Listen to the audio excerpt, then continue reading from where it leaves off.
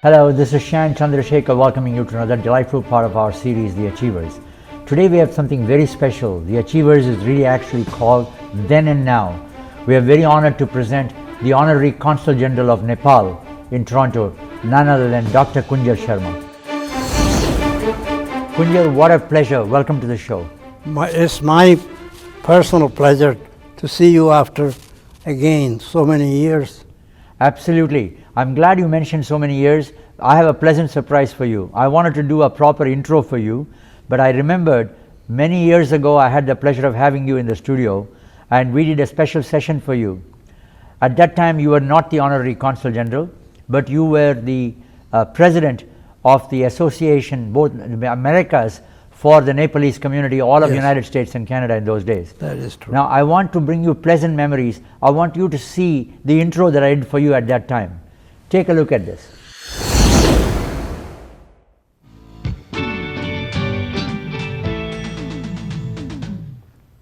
In the recent past, the situation in Nepal has received international headlines in the media, and with us in the studio is the President of the Association of Nepalese in North America, Mr. Kunjar Sharma.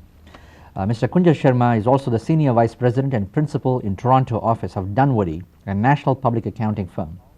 He was born in the Everest zone of Nepal. Kunjar traveled extensively in the Himalayas, in India, Europe, United States and Mexico before settling in Canada.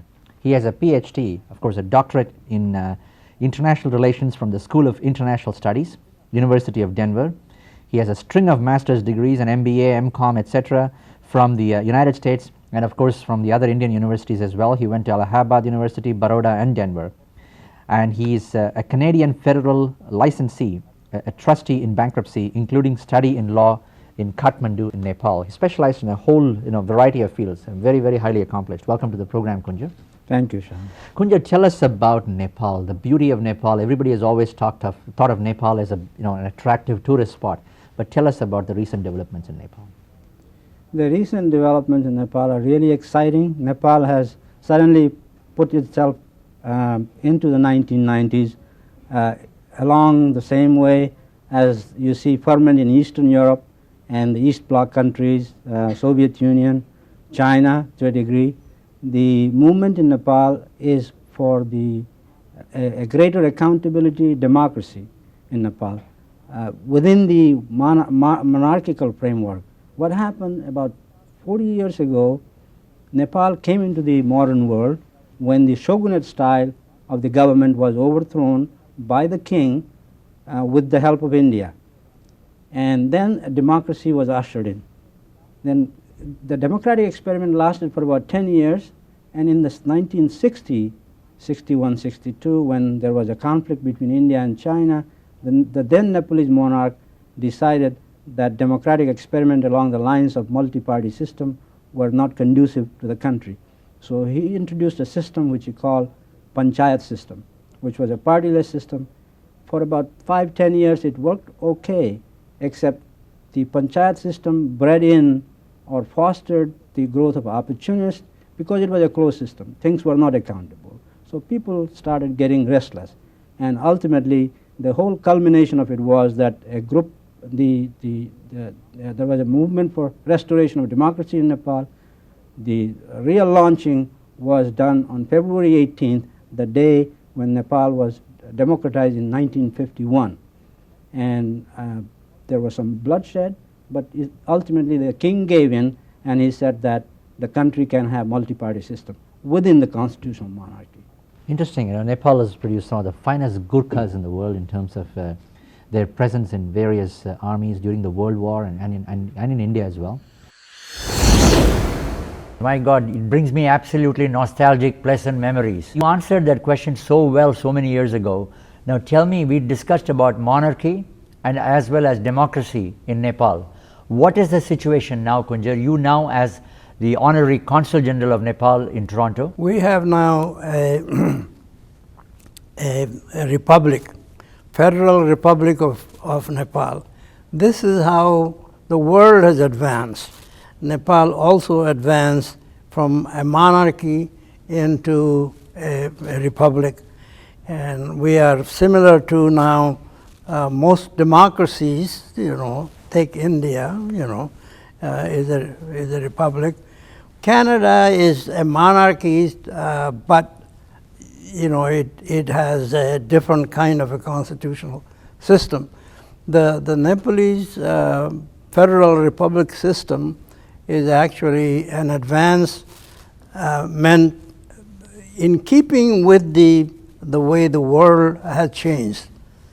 So in 2001, as we had a big massacre of the royal family because of a deranged crown prince.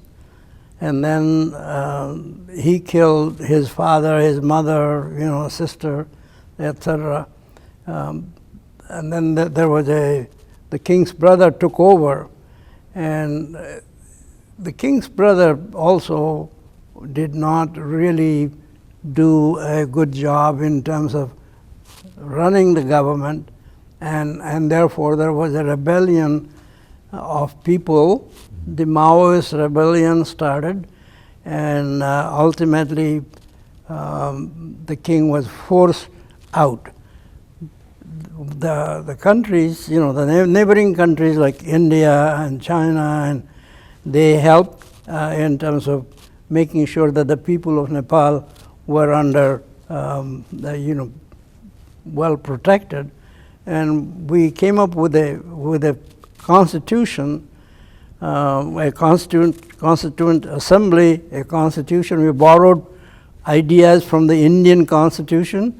We borrowed ideas from the constitutions around the world, and this is in keeping with what happened in the world. What are the economic strength of Nepal and natural resources of Nepal, and basically what is Nepal known for? Nepal is known for intangibly. It is the satisfaction index, they call it, United Nations satisfaction index. But the Himalayas, the trekking, the highest mountain of the world, the Mount Everest, is in Nepal, and also Nepal has wonderful rivers that flow from Nepal, through India, and it's the tourism is people go to Nepal for its beauty, the trekking, as well as the agricultural. Some of the agricultural products of Nepal are well known. When I was young, the ghee, the pure clarified butter from Nepal, was very much prized in India. Oh, I see. And my classmate in Gorakhpur, where I went to study, in Uttar Pradesh, in British India it was known as United Province, closer to my home in Nepal. I met friends that were trading with ghee, imported from Nepal. So the Nepalese were known for their agricultural products, number one. Number two, their cultural, because Buddha was born in Nepal, and the beauty. So Nepal is in that way very, very fortunate, very lucky, very diversified. It's a multicultural society, actually. Today, the word multiculturalism, is it just song and dance, or the concept of diversity is more important? The concept of diversity is very, very critical, and it has become much more accepted by the larger Canadian community, which was not at that time accepted, other than people like us, who emphasize that point. That's interesting. When I interviewed you the last time many years ago, you were the president of the Association of Nepalese of all of North America, United States and Canada. I asked you a question about it at that time. I want you to listen to what you said. You have, from what I understand, a large Nepalese association in both Canada and United States, and you are the president of this large association, and you have a lot of Gurkhas and Sherpas and everybody else in this association, some high-profile people as well, I believe. Tell us about this. Well, the association covers the U.S. and Canada, because the total number of Nepalese in Canada is not that great, but we make up for the quality, hopefully. The community of Nepalese is a relatively recent community. They are professionals, medical doctors, a Sherpa medical doctor in Philadelphia, for example, the 3 medical doctors in Corning, which essentially corner the specialized market. I'm here in Toronto, working as a trustee in bankruptcy with a national public accounting firm. But we are part of the larger Asian community that is over here in Canada and the United States, and we are contributing to the development of Canada, to the development of the United States, and there is a multicultural aspect of our being here which enriches Canada as well as which benefits our old countries. So Kunjar, now tell me, that association, where does it stand today? Well, it has become global. We picked up from India. Remember the NRI concept in India came in 2003. Right. And I happened to be in Kathmandu at that time. A group of the business associations and individuals went to India to attend the first NRI conference, and they came back and gave a report. And that I saw that report within 2 weeks of their participation, and we said we want to basically do the same thing. We emulate with the experiment. Don't reinvent the bicycle. So that led to our establishment of non-resident Nepali Association globally, a global organization, and that has spread throughout in about 58, 60 countries now, and it has immensely benefited not just the countries. In Canada, we have NRNA, Non-Resident Nepalese Association of Canada. Similarly, other countries have similar Nepali associations. And I think what has happened is that globally, countries like Nepal, India, we have come together and created a kind of ethos in respective countries that is being recognized and celebrated. Canada has become very important from that point of view. The Canadian government recognizes the contributions of ethnic communities now much more than it ever did in the past. That's wonderful. Kunjar, what does the Honorary Consul General do in a country like Canada? Well, initially I did literally everything. I issued visas, etc. We didn't have a resident embassy in Canada. In 2012, a resident embassy came in there. So I said to the government of Nepal that instead of me doing this work, they had 3 or 4 other people. I said they could issue visas. I will do the glad handing. I will do the promotion of the country. I will do the relationship with the SAARC nations, South Asian Association for Regional Cooperation, and that's really what I've done. Tell me a bit about your younger days in India, childhood days, especially as you were growing up in school. What was your ambition at that time? Did you ever think that you're going to be an honorary consul general for a country, in a country like Canada at that time? So what was your upbringing like at that time? I wanted to be a forester, the one that does, goes, because I love the forest, etc. But ultimately, I ended up you know, what was interesting was that it was post-World War phenomenon, you know, and there was lots of scholarships available. When I came to North America, United States, when Kennedy was still alive. Wow. Uh-huh. Okay. When I was in high school, I saw the Times of India headline that Eisenhower was elected the president. Wow. So you know, my perspective goes back, you know, long ways. Brilliant. When I went to Allahabad University for my bachelor's degree, there was Haribans Rai Bachchan, who was a professor of Hindi there. He was the father of The great Amitabh Bachchan. Amitabh Bachchan, right?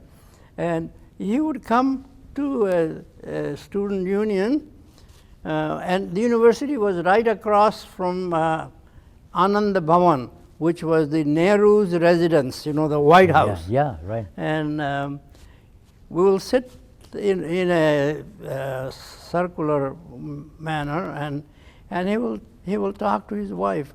Prana priye yadi shraddha karo tum mera to yase karna pine walon ko bulwa kar phulwa dena madhusala. Wow. Madhusala is like Ghalib's, you know. Yeah. Translate this for us.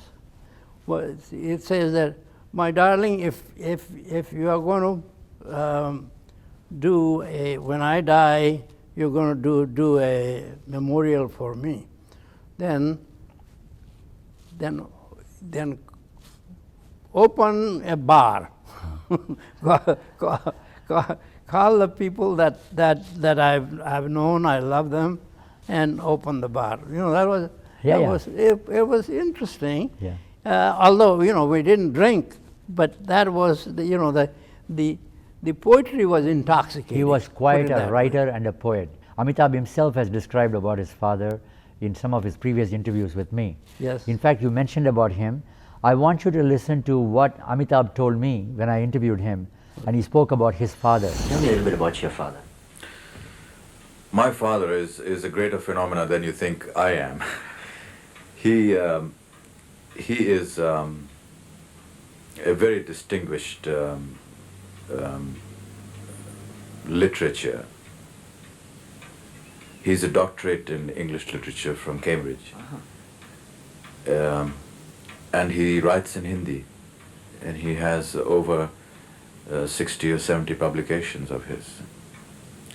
And he is one of the greatest poets in this country. And his works have been translated in many languages, in English, in Bengali here, in some of the South Indian languages, in Russian. And many years from now, when I shall no longer be what I am, Which is unlikely. well, let's play safe. It's not likely that people are going to be loving me and admiring me as much as they are now, say from another 5 or 10 years from now. But I know that for the next 100, 200 years, my father will still be admired and for his works, because his works are more important and they're more immortal than what I ever will be. Stay tuned, we'll be right back.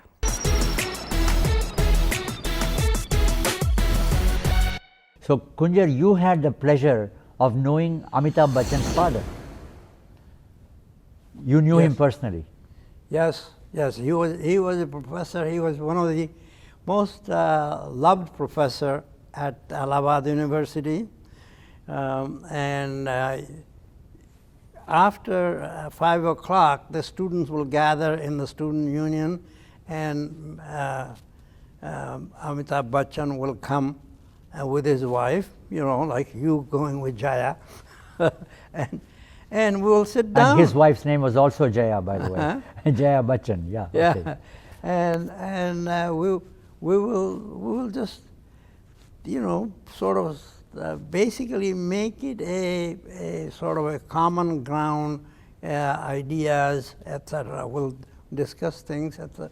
This was absolutely most wonderful. The university life in India in the 50s after independence was wonderful. Many years ago, I asked you a question about your involvement in charities. I want you to watch what you told me at that time.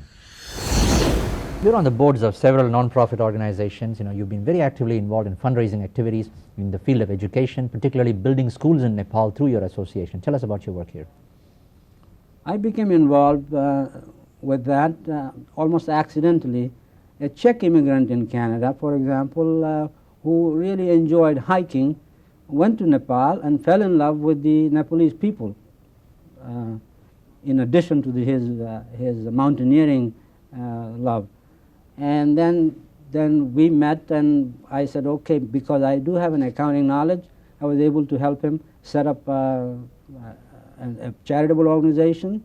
I was able to help another American refugee here in Canada set up another charitable organization because he was an ex-Peace Corps volunteer and he wanted to help a village over there.